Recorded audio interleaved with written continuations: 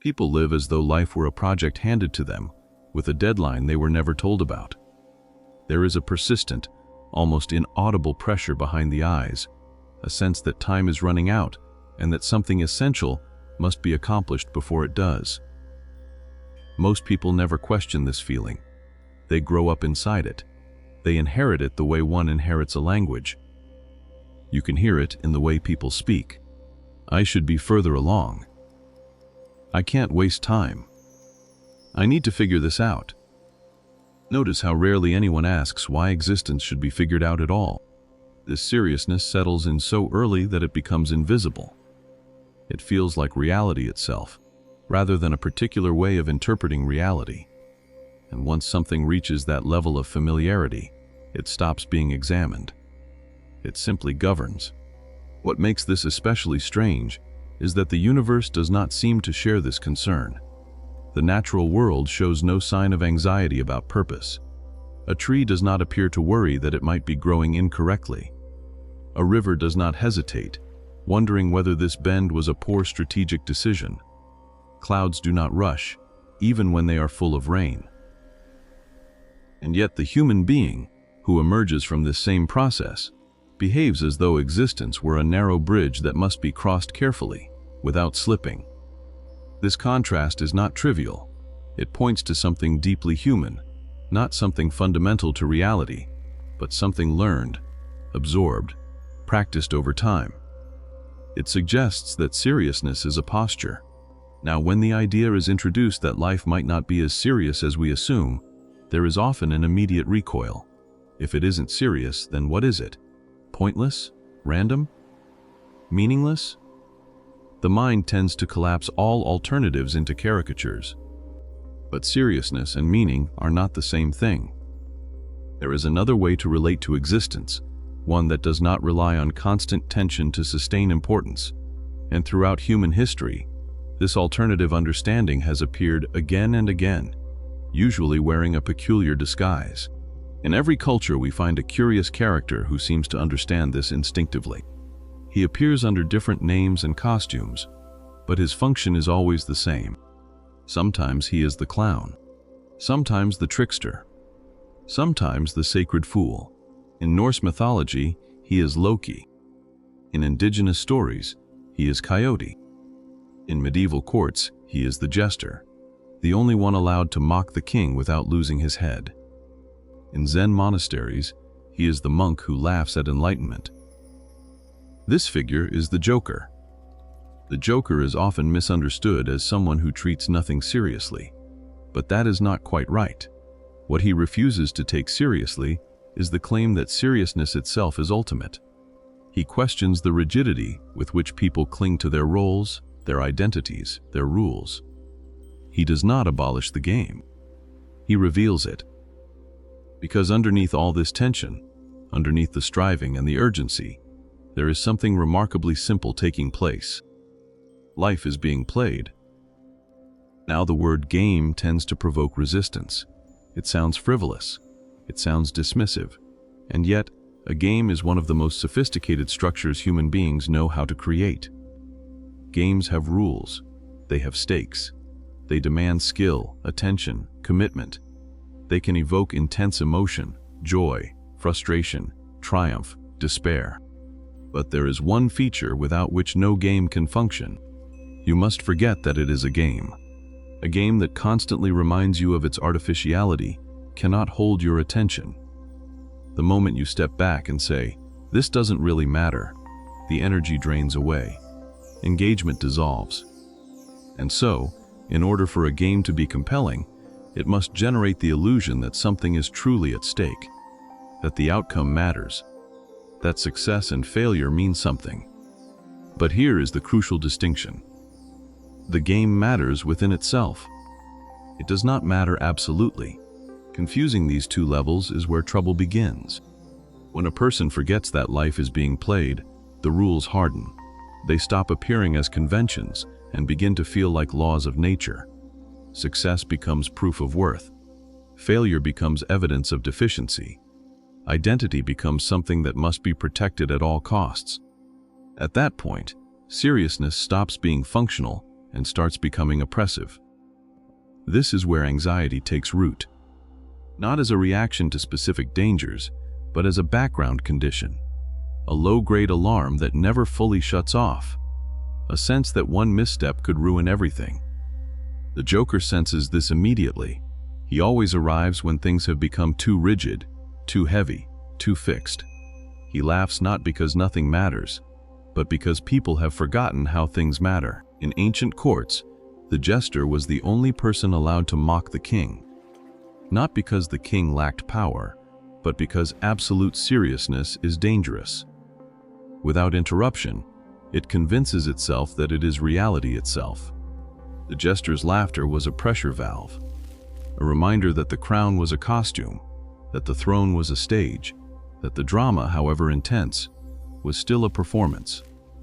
The same function appears in spiritual traditions, where the laughing monk disrupts the solemn seeker who has turned awakening into a career. The seeker is trying to get somewhere, to achieve a final state where uncertainty ends. The monk laughs because he sees that the chase itself is the confusion.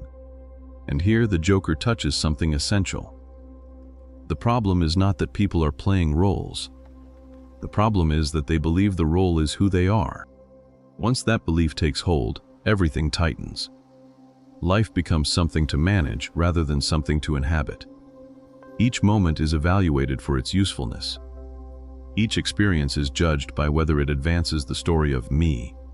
The Joker does not attack this story head-on. He destabilizes it gently. He exaggerates it. He bends it until it reveals its own artificiality. He reminds you, not by argument but by laughter, that the seriousness you feel is part of the act.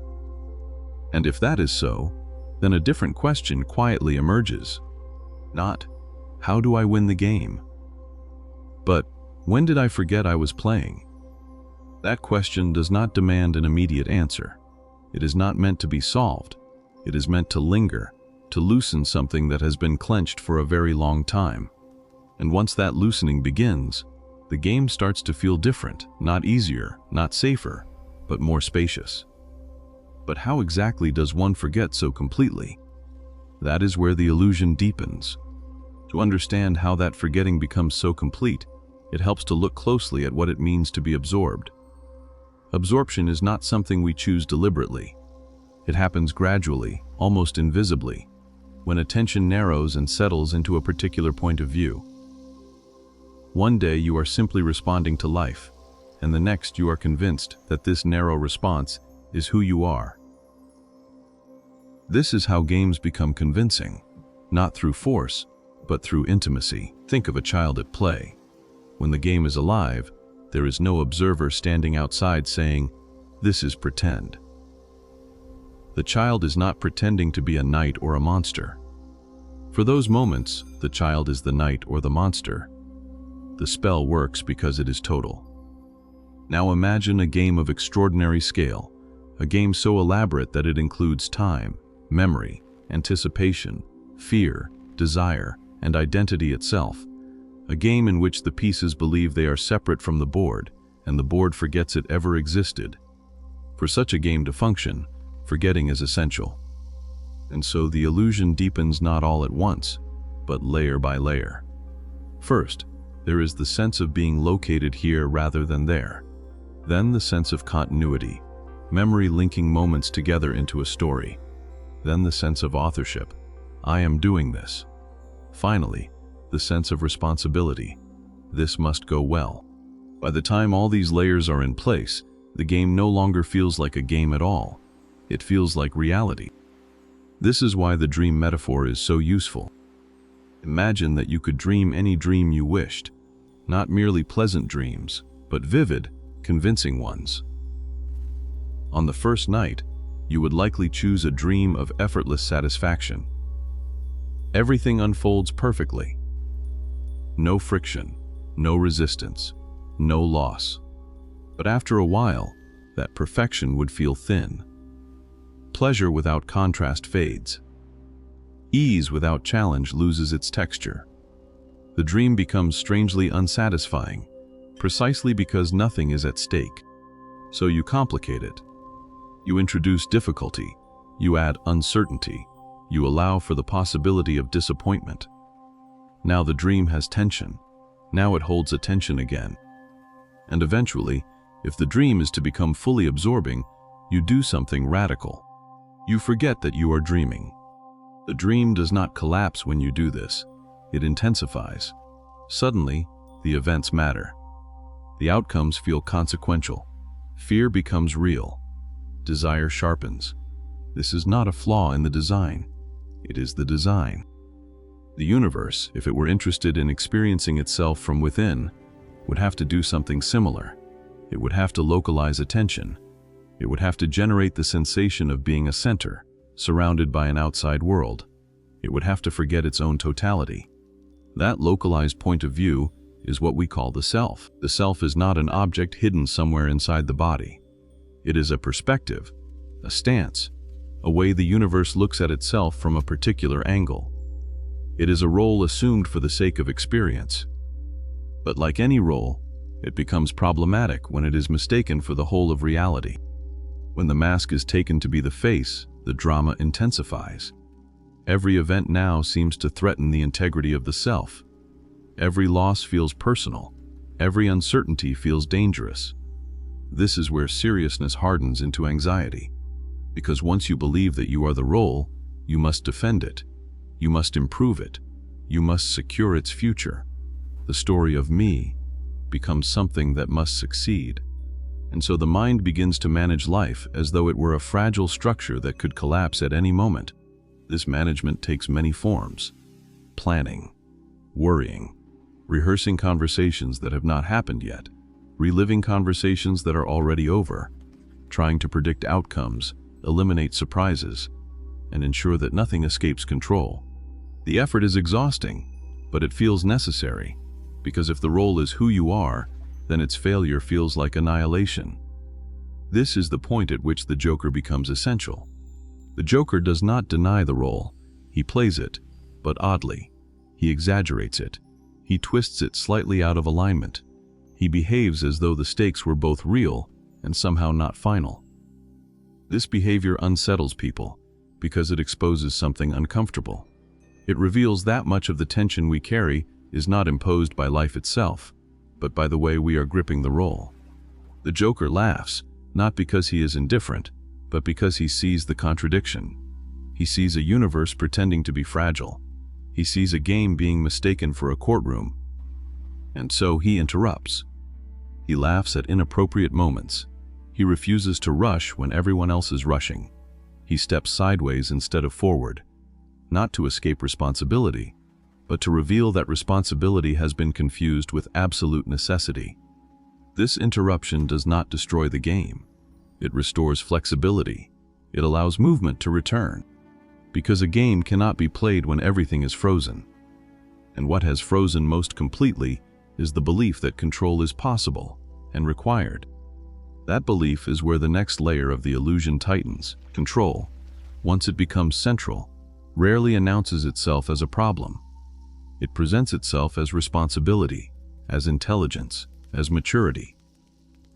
From an early age, people are praised for taking control of their lives, for managing themselves well, for thinking ahead. And on a practical level, this makes sense. Planning, remembering, anticipating, these are useful skills within the game. But something subtle happens when usefulness quietly transforms into necessity. Control stops being a tool and starts becoming an identity. Originally, the sense of control is simply a coordination mechanism. It helps the organism respond efficiently. It organizes movement, decision, and memory. It says, this action leads to that consequence, and within certain limits, that is perfectly accurate. The difficulty begins when this limited coordination is mistaken for authorship. When the thought, I am doing this, quietly hardens into, I am the one who must make this work. At that point, control takes on a different emotional tone. It becomes tense, vigilant, defensive. It is no longer simply guiding action. It is trying to guarantee outcomes. And here we run into a peculiar loop. The attempt to control life is itself a movement within life. The controller is not standing outside the process, pulling levers. The controller is made of the same substance as the events being controlled. Thought is trying to manage thought. Anxiety is trying to eliminate anxiety. This is why the effort never quite succeeds. You try to calm the mind, and the mind watches itself to see if it is calm enough. You try to get rid of the ego, and the ego takes pride in the attempt. You try to feel secure, and the constant monitoring amplifies the sense of threat. The system feeds on itself. This is not because anyone is doing it wrong. It is because the structure itself contains a contradiction. Control is being asked to solve a problem that control created. From within this loop, anxiety begins to feel personal.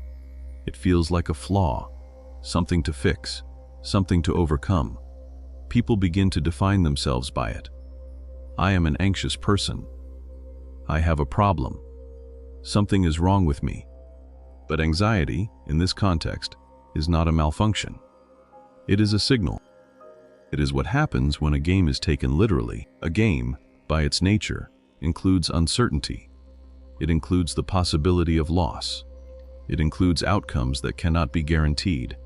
Remove uncertainty, and the game collapses. It becomes mechanical, predictable, and lifeless. And yet, when people forget they are playing, they demand certainty anyway. They demand assurance that things will turn out well, that effort will be rewarded, that identity will be preserved. When that assurance is not available, and it never fully is, anxiety fills the gap. The Joker sees this not as a psychological defect, but as a misunderstanding. He does not ask how to eliminate anxiety. He asks why anxiety is being interpreted as evidence that something has gone wrong. Perhaps anxiety is simply the sensation of movement being resisted, the feeling that arises when fluidity meets rigidity, when life tries to change and the self insists on staying the same. Seen this way, anxiety is not an enemy. It is feedback. This does not mean it feels pleasant. It does not mean it should be romanticized. The Joker does not deny discomfort. He experiences it fully. What he refuses to do is build a metaphysical story around it. He does not conclude that discomfort means failure. He does not assume that fear means danger. He does not believe that uncertainty must be resolved before life can continue. This is what gives the Joker his peculiar lightness. He still participates. He still risks. He still loses. But he does not demand that any single moment justify the entire enterprise of existence. This is deeply unsettling to those who have built their sense of self around control, because it exposes how much effort is being spent on maintaining a fiction. The fiction that the self is a solid thing moving through a hostile world. The fiction that outcomes can be secured if only enough vigilance is applied. The fiction that life will finally become safe if it is managed correctly. The Joker does not argue against these ideas. He laughs at them. Not mockingly, but gently, the way one laughs at a misunderstanding that has been held too tightly for too long. His laughter is not a dismissal of suffering. It is a refusal to turn suffering into a verdict. And when that refusal is felt, even briefly, something shifts. The mind loosens its grip, not because it has been convinced, but because it has been interrupted. The constant monitoring pauses. The background tension softens. The game does not stop. The rules do not vanish. The role remains in place, but the relationship to it changes. Instead of trying to dominate the flow, there is a willingness to move with it. Instead of demanding certainty, there is an openness to surprise. Instead of standing outside life, judging it, there is participation. This is not surrender in the sense of giving up. It is surrender in the sense of stepping back into the dance. The Joker understands that you cannot play from the sidelines. Observation alone does not satisfy. Engagement is required. And yet, engagement without flexibility becomes obsession. So he walks a narrow path, fully involved, yet not entranced, committed, yet not desperate, serious enough to play well, but not so serious that the play becomes invisible. This balance is fragile. It is easily lost, which is why the Joker keeps appearing. Because whenever seriousness hardens again, and it always does, someone must laugh. And that laughter opens the space for the final realization, the one that does not resolve the game, but places it in perspective. That realization waits quietly beneath the noise, and it is there that the next movement leads. When that realization begins to surface, it does not arrive as a dramatic revelation. There is no flash of insight that suddenly rearranges the world. It comes quietly, almost shyly, as a subtle shift in orientation. The same events continue to occur. The same uncertainties remain. What changes is the way they are held. This is often disappointing to people who expect transformation to look like escape. They imagine that seeing through the game should remove difficulty, cancel pain, or dissolve fear altogether. But the Joker never promises that. In fact, he would likely laugh at the expectation, because the point was never to make the game comfortable. The point was to make it playable. When seriousness loosens its grip, life does not become orderly. It becomes fluid. Experiences regain their proportional weight. Success no longer swells into proof of personal significance.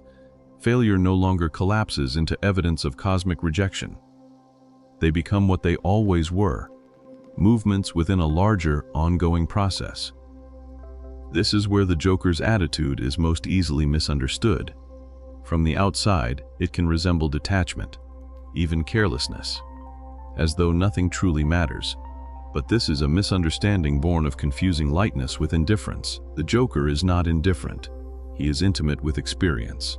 He laughs loudly and grieves honestly. He commits fully to relationships, to work, to play, to loss. What he does not do is demand that any single moment justify existence itself, because he sees that existence was never waiting for justification. The universe is not a project moving toward completion. It is not assembling itself into a final, perfected form.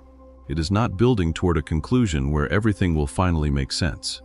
It is exploring. This is why it repeats itself with variation, why it produces endless forms, endless lives, endless perspectives, why it seems willing to begin again and again without apology or explanation. And you are not observing this exploration from the outside. You are one of its gestures. This is perhaps the most disorienting aspect of the whole joke. The feeling of being a separate individual, standing apart from the world and trying to make sense of it, is itself part of the performance. The sense of distance is how the universe creates the experience of perspective. Just as a wave is not separate from the ocean, but a particular movement of it, the self is not separate from the total process, but a particular expression of it. Thoughts, doubts, fears, ambitions, all of them are ways the universe experiences itself from this angle, for this duration. When this is seen, even faintly, the demand for security begins to soften. The constant effort to guarantee outcomes relaxes its hold, not because life has become predictable, but because predictability was never the true source of safety. You still plan. You still choose. You still respond. But these actions no longer carry the burden of proving that existence is worthwhile. They become gestures rather than defenses. This is where the Joker bows, not in triumph, but in recognition. He has not solved the mystery. He has stopped insisting that it be solved. He has noticed that the need for resolution was part of the tension all along. The punchline, then, is not something that arrives at the end of the game. It is something that reveals itself whenever seriousness cracks just enough to let perspective through. The great joke is not that nothing matters. It is that everything matters, vividly, temporarily, intensely, without needing to be permanent. Life, seen this way, is not a problem to fix, nor a test to pass, nor a story that must reach a satisfying conclusion. It is a performance that plays itself through countless forms, asking only to be inhabited honestly. And when the performance ends, when the role dissolves and the costume is set down, nothing essential is lost. The universe does not mourn the mask. It simply changes expression. The game continues, not because it must, but because it can. Endlessly beginning, endlessly surprising itself, and never, at any point, quite as serious as we imagine it to be. That is the Joker's laughter, not echoing from outside the world, but arising quietly from within it, whenever the tension loosens and the remembering begins.